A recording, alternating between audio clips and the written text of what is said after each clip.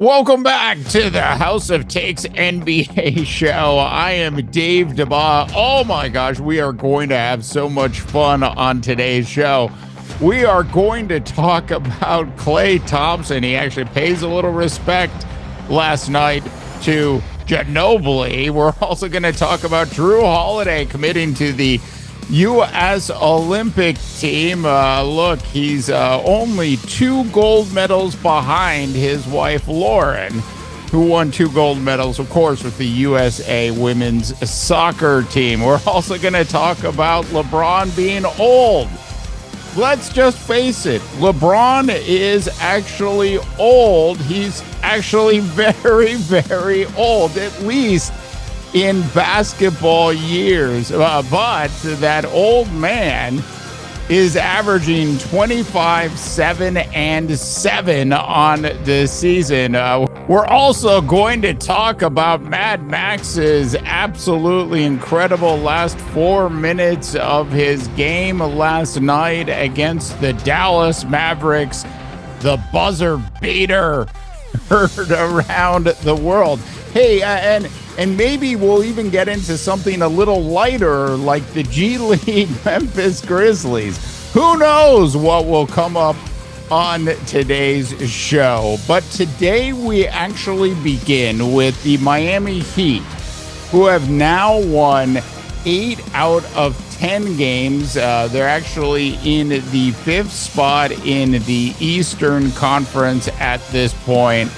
And they are certainly going to have a reality check on Thursday night when they travel to Denver to do battle with the Denver Nuggets. The Nuggets will be on a back-to-back as they actually played the Sacramento Kings tonight. Bam Adebayo has been absolutely spectacular this year. 20, 10, and 4 are his numbers. It's ironic because we actually did a story yesterday on Victor Wembanyama. And if you looked at Victor's stats for the season, they're very comparable to Bam's. In fact, Victor's, quite frankly, are a little bit better, especially when you look at the last couple months and you look specifically at block shots. He's averaging 3.5 block shots a game, but Bam Bam has been absolutely phenomenal so far for the Miami Heat this particular season. Now, with the Miami Heat currently in 5th spot in the Eastern Conference, I think it's safe to say to everybody out there that at this point, the Miami Heat have no chance of winning the Eastern Conference. Quite frankly, nobody has any chance outside of the Boston Celtics unless there's some sort of absolutely historic Boston Celtic meltdown, which I'm not sure we're actually going to see at all. The Celtics are 7.5 games up on second place Cleveland, who's sitting there a game above the Milwaukee Bucks. And I love all these people talking about the Milwaukee Bucks. The Milwaukee Bucks are resurgent. They're actually suddenly on fire. They're moving up your NBA power rankings. Oh, here come the Milwaukee Bucks. Look, they've won 3 games in a row. Why don't we hold our horses a little bit, hold our deers a little bit and wait on claiming victory for Doc Rivers and the Milwaukee Bucks.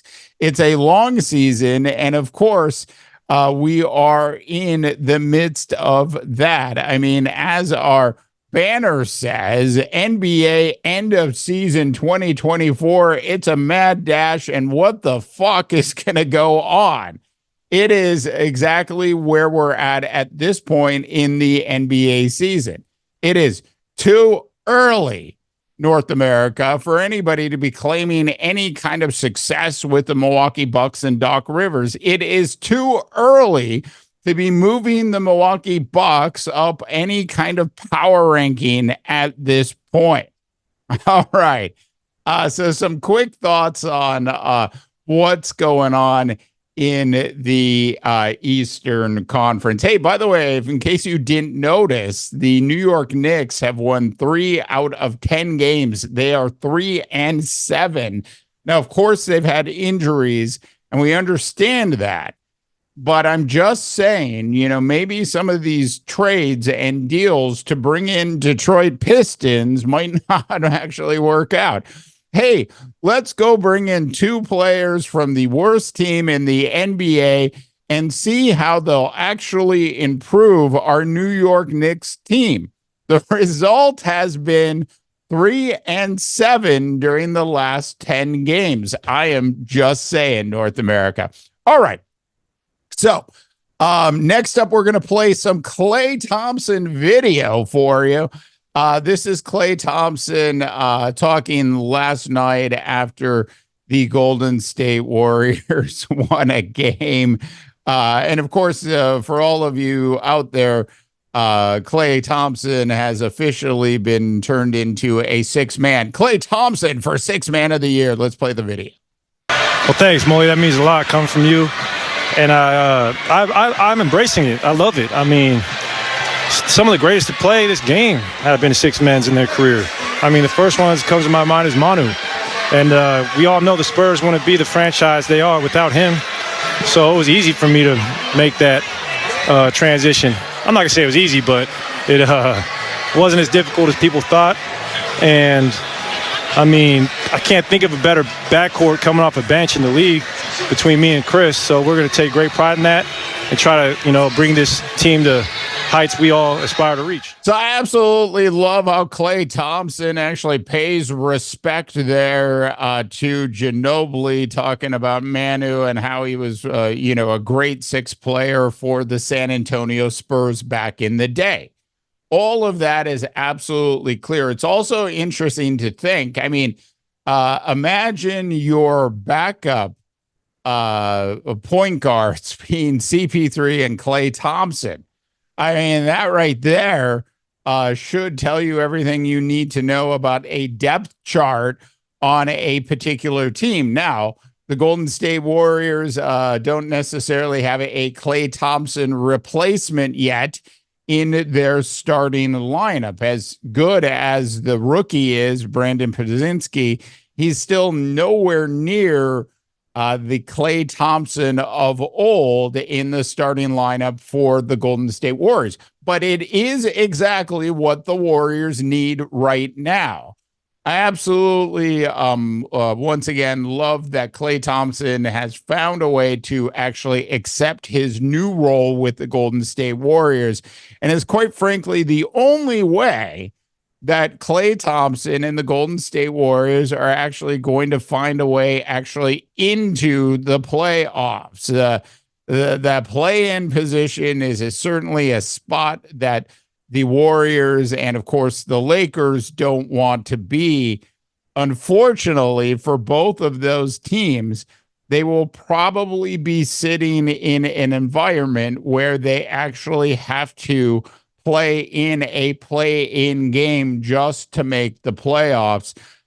This is a good move by the Golden State Warriors, who are basically at this point openly admitting that the Warrior dynasty is over, and right about now what they're trying to do is figure out how they can tread water just enough to actually get into the playoffs. I think the Warriors, like last year's Miami Heat, would be an extremely dangerous team in the playoffs if everybody is healthy.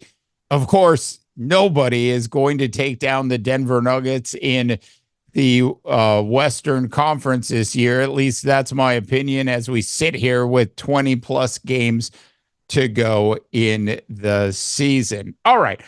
Elsewhere around your association, Drew Holiday has been invited and has accepted an invitation to be a member of the USA Olympic basketball team. It is a something that the USA basketball regime has been trying to get done for quite some time. They finally were able to, I guess, talk Drew into playing for his country in Paris this summer. It should be interesting to see if the USA basketball team is actually able to medal, let alone shoot for a gold medal. It is highly competitive basketball now internationally. And if you don't have your very best players on the team, there's a good chance the USA won't be on the podium at all this year. It's still too early to say anything because we don't know who the full roster is. We don't know if that old man in Los Angeles that I talked about a little bit earlier. Look, LeBron James isn't old. Donald Trump and Joe Biden are old. Those are two old people. Those are two old people that during an interview will most certainly forget something. LeBron James doesn't forget anything when he's being interviewed today. But in basketball terms, LeBron James at this point is old, but yet he's still putting up absolutely incredible stats for the Los Angeles Lakers. 25, 7 and 7, as I mentioned in the opening.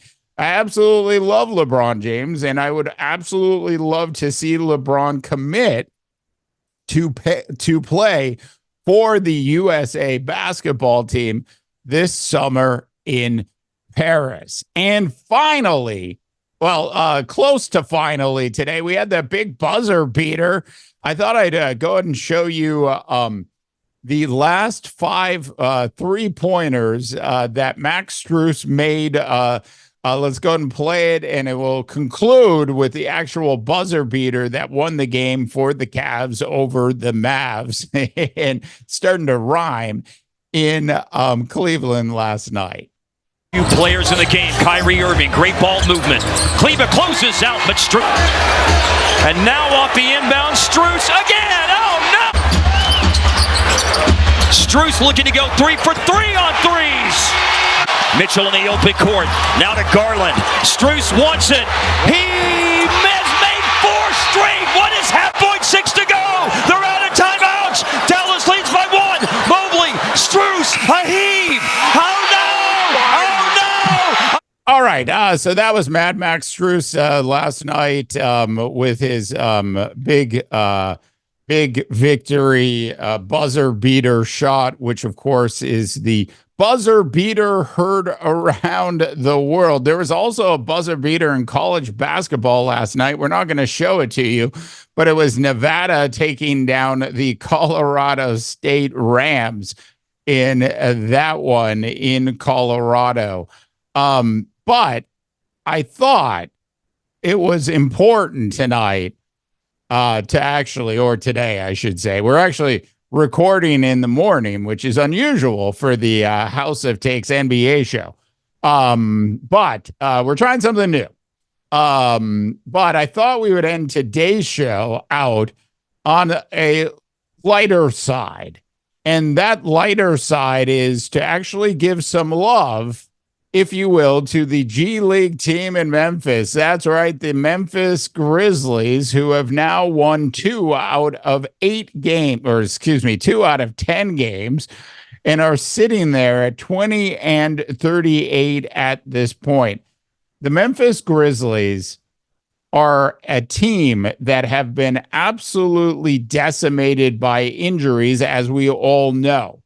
And yet, the Memphis Grizzlies are 5 games above the Portland Trailblazers. Hey, and for those of you that have been listening to the House of Takes NBA show podcast, you know where I'm about to go with this. The Memphis Grizzlies are 9 games ahead of the San Antonio Spurs. We talked about Wemby yesterday. We talked about Wemby. If you compare Wemby's stats to Bam Adebayo's stats in Miami, they're pretty close. I give the edge to Wemby at this point. I mean, for God's sakes, he's only a rookie. But it's a complete disgrace in San Antonio for the San Antonio Spurs to only have 11 wins on the season, Greg Popovich. As for the Memphis Grizzlies, they certainly had opportunities to go all Detroit Pistons earlier in the season when Ja went out. But they put up a fight. And I absolutely love that the Memphis Grizzlies are essentially fielding a G League team in the NBA and allowing these kids to actually gain valuable National Basketball Association experience. All right. That is it for today's House of Takes NBA show. Hey, for God's sakes, North America, we're closing in on 1,200 subscribers on our big YouTube channel. And, of course, our podcast is up and running. It's been up and running for about a week now. So check it out across all of the various podcast platforms that are out there. Thanks so much for tuning in to today's House of Takes show. It's an absolute mad dash. I mean, what the fuck is going to happen in the National Basketball Association? For the NBA show, as always, I am Dave DeBaugh, wishing you all an absolutely tremendous rest of your sports viewing day. You've been listening to the House of Takes NBA show with Dave Daba, presented by Stealth.ltd.